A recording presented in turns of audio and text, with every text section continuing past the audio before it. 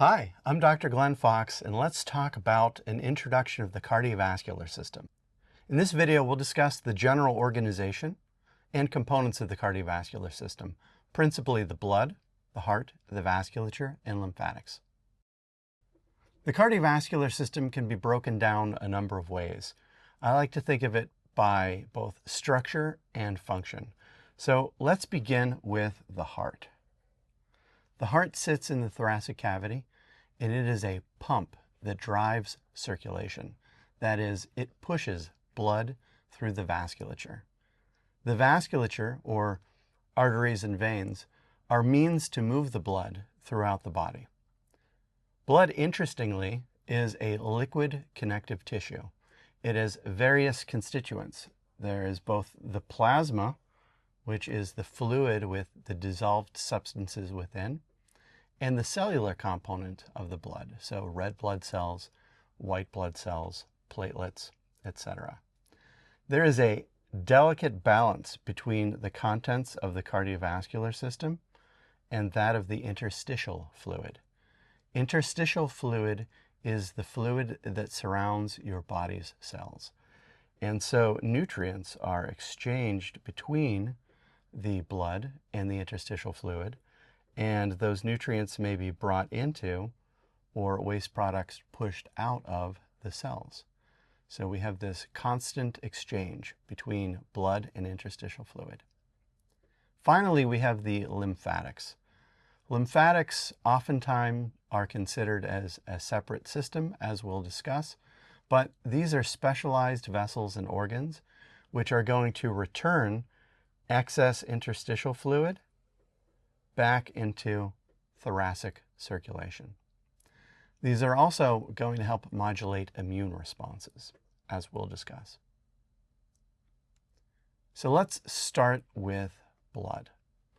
Blood as a liquid connective tissue can be thought of as a vehicle with a multitude of roles.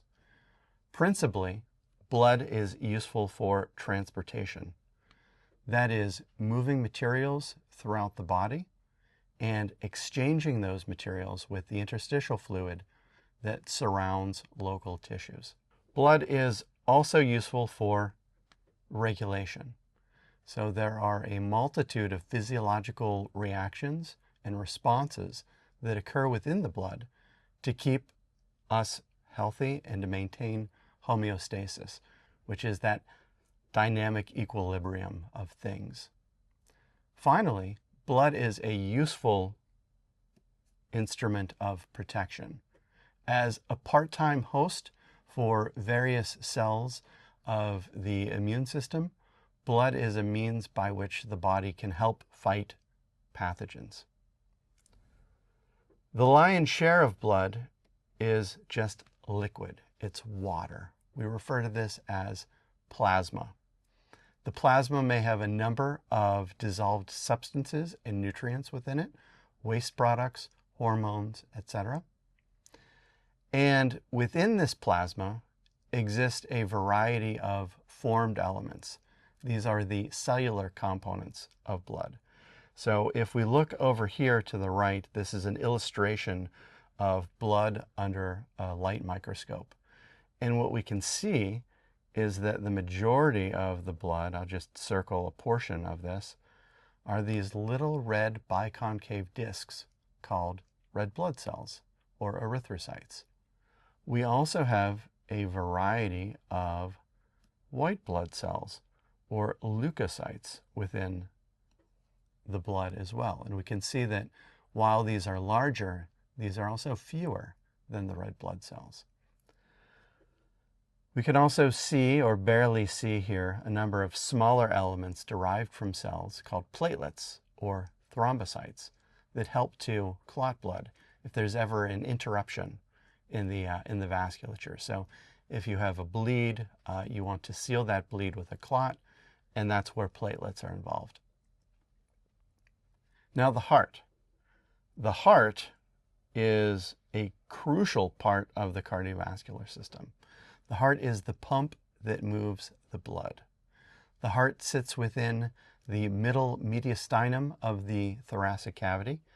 The thoracic cavity is the space that hosts the lungs, the heart, and some of the great vessels. It's surrounded by your rib cage. Your heart consists of a special type of tissue called cardiac muscle tissue, surrounded by connective tissues. And this is an ever-working organ. Since before the day that you are born until the day you die, and perhaps even after, if you are so generous to be an organ donor, your heart continues to beat. That cardiac muscle tissue is very special from other types of muscle tissue in that it principally relies upon aerobic cellular respiration as fuel. Hearts in their cardiac muscle tissue have a much greater density of mitochondria than does skeletal muscle tissue. About 40% of the cellular component of a cardiac muscle cell is mitochondria. Contrast that with about 2 to 8% of the cellular component within a typical muscle cell. So typical muscle cells may rely more on anaerobic respiration, so glycolysis, which produces very little ATP, but cardiac muscle tissue is relying upon principally aerobic respiration, which produces a tremendous amount of ATP, or physiological fuel for that contraction. The vasculature are just the pathways through which blood is distributed out to the body and back to the heart. So we'll discuss how very large arteries are going to bifurcate or branch into consistently smaller arteries, which then feed into small arteries called arterioles, which are the supply of capillary beds.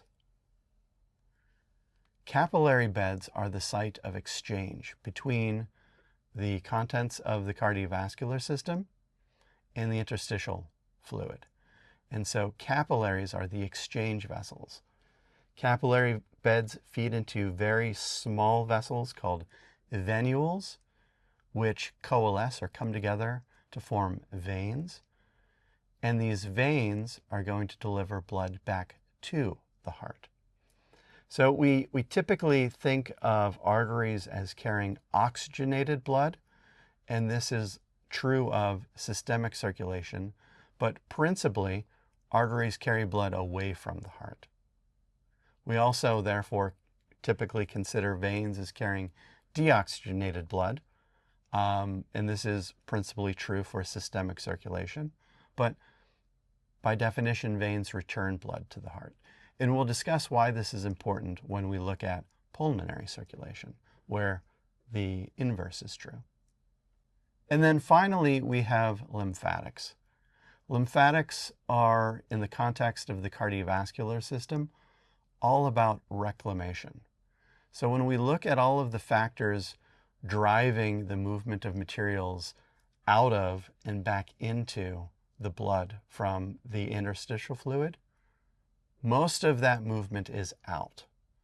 And so in order to balance that outflow, we need to reclaim some of that interstitial fluid. We bring it into very specialized capillaries, which transport it through specialized lymphatic vessels. These lymphatic vessels can travel through lymph nodes and other organs, and they deliver that blood back up into the venous circulation within the thoracic supply. So lymphatic fluid becomes one with the blood again. Oftentimes, the lymphatic are treated as an entirely separate and independent system.